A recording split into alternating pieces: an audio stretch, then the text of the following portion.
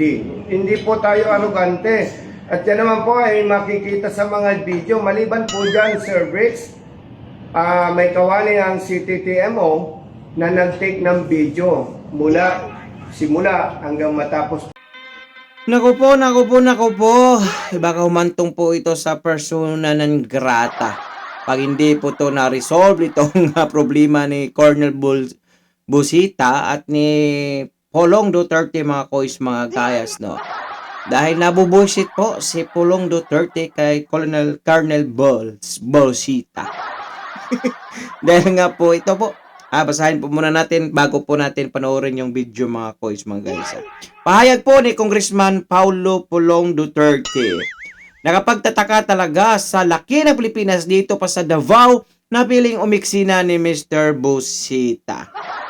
Kung makasilaw sa mga city employees na maayos namang ginagawa ang trabaho nila, akala mo siya ang inihalal ng mga Davawinyo para mamuno sa syudad. We are not elected here. Our people choose their leaders. Respect that. For your information, Busita, may City Ordinance number 0334-12, the Comprehensive Transport and Traffic Code of Davao City. Hindi ito basta-basta trip lang ng LGU. It exists to protect public orders, especially against excessively loud modified exhaust system na wala namang dulot kundi isturbo, ingay at alarma, lalo na sa gabi. Davao values discipline, Davao values peace and quiet. Hindi ito about pagpapasikat, it's about protecting communities, especially families, elderly residents at mga batang natutulog sa gabi. Kung gusto mong mag-advocate, gawin mo sa tamang paraan, dialogue not drama, policy discussion not public spectacle. At kung sa tingin mo harmless ang bura-bura pipes, pwede naman siguro nating subukan. Dalhin natin sa tapat ng bahay mo, sabay-sabay pandarin sa 10 oras ng gabi. Tanaw na to kung dili ka mabuisit. Tingnan natin kung hindi ka mabuisit. Principle is easy to defend when it's not your neighborhood affected. Sa mga Davaoinyong motorista, sumusunod tayo sa batas. Kung may kailangang amyendahan ang ordinansa, may proseso. Ayan po.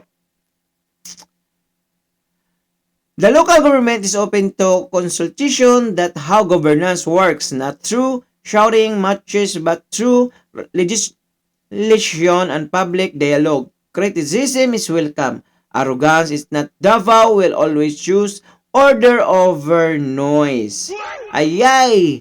Syagit-sakit diribay kay ikaw ray bungal. Wag ka daw sigaw-sigaw, baka ikaw daw yung bingi. Yan po. Yan po yung mensahe ni Congressman Pulong Duterte. So ngayon, mga kois, mga gayas, pakinggan naman po natin yung side po ni Colonel Busita, mga kois, mga gayas, okay? Colonel Busita, sukpa.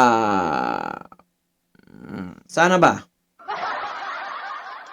Colonel, pasok ka na. Hindi po tayo arugante. At yan naman po ay makikita sa mga video. Maliban po dyan, Sir Briggs, may kawani ang CTTMO na nag-take ng video mula simula hanggang matapos po ang dialogue.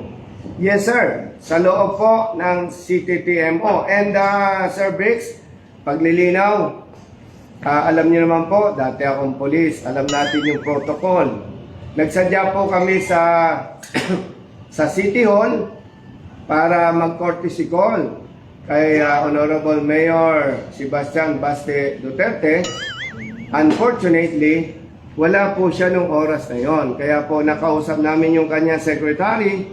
Ang katunayan nga po niyan, may natanggap kaming ilang bags, token, mula sa Office of the Mayor. May resibo po tayo, may picture tayo niyan.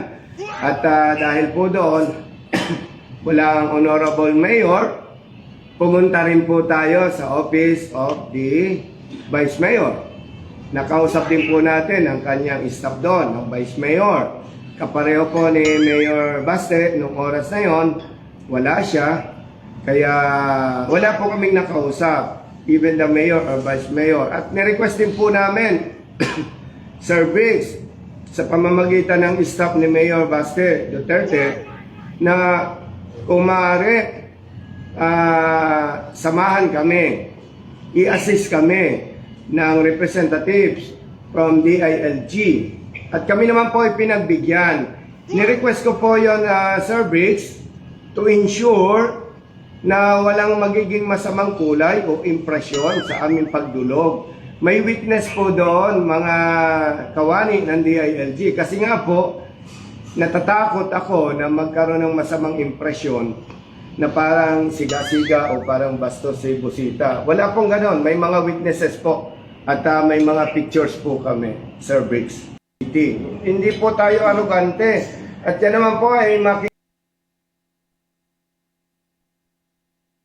So yun nga mga kois mga guys, no? Well, tingnan po natin dito mga kois mga guys kung yung sa actual video talaga kung ano yung boses o ano yung gesture po ni Colonel Busita doon sa pagsita, no? Sa kanilang traffic enforcer mga kois sa Davao mga kois mga guys.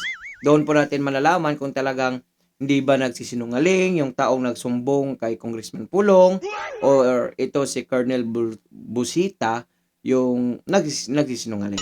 Makikita din natin yan mga kois mga guys. Well, talaga dyan sa Davao mga kois mga gayas, bawal nga yung yung lalaki dyan, mahaba ang buhok mga kois mga gayas, no? Kasi may ordinansa din sila, tapos lagi po yung may curfew hour dyan sa City of Davao mga kois mga gayas, no? Kahit sino namang tatanungin dyan ay talagang sumusunod po sila. Ganun po disiplinado yung mga Davaoeños mga kois mga guys. Hindi ko naman sinasabi na talagang 100%. Alam naman po natin ay may talagang taong tabingi o sa buko pa may isang buang talaga mga kois mga guys. Hindi natin sinasabing 100% na sumusunod yung mga Davaoeños dyan sa kanilang syudad mga kois mga guys. But mostly mga kois mga gayas ay talagang sumasaludo, sumusunod po sila kung ano po yung tuntunin, layunin, ordinansa dyan sa City of Davao, mga kois, mga gayas, no? Well, marami kasing nagkakalituhan, no? Maraming may Davao de Oro, Davao Occidental. Hindi po baluarte ng mga Duterte yan. Ang baluarte lang po nila is yung Davao City, mga kois, mga gayas. Talaga namang yung bura-bura na yan, mga kois, mga gayas, talagang sakripisyo po yan, ha? Lalo na paghating gabi o kahit hindi mahal, kahit nga tanghali pag natutulog ka, talagang mabubuisit ka talaga sa mga bura-bura na yan mga kuis, mga gayas, no? Talagang pinagbabawal po yan. Kahit saan po naman sigurong lugar, pinagbabawal po yung mga bura-bura sa mga motorsiklo na yan mga kuis, mga guys. So, well, makikita lang po natin ito yung buong katotohanan kung sino yung nagsisinungaling, yung tao bang nagsumbong kay Congressman Pulong or ito ba si Colonel Busita, mga kuis, mga guys. Okay, pakikomento po niyo yung mga opinion o reaction sa comment section ng ating video. Well, hindi po. Hindi. Teka lang. Lilinawin po natin. Hindi pa po na persona ng grata, ha? Si Busita, ha? Baka po pag talagang hindi na talaga naawat yung kanilang alitan, talagang mayroon siguro talagang mga persona ng grata. Sana po hindi na umabot sa ganyan mga coach mga guys. Kasi may advokasya din to si Colonel Busita mga coach mga guys. No? Malaking tulong din po ito sa mga riders. Marami po itong natutulungan sa mga riders. Siguro hindi lang po sila nagkakaunawaan. Sana magiging okay ang lahat mga coach mga guys. Pagdasal po natin yan. Okay? Please follow, like, and share, and subscribe sa mga kois mga guys. So for now, I'm gone. God bless all. Peace. Bye-bye.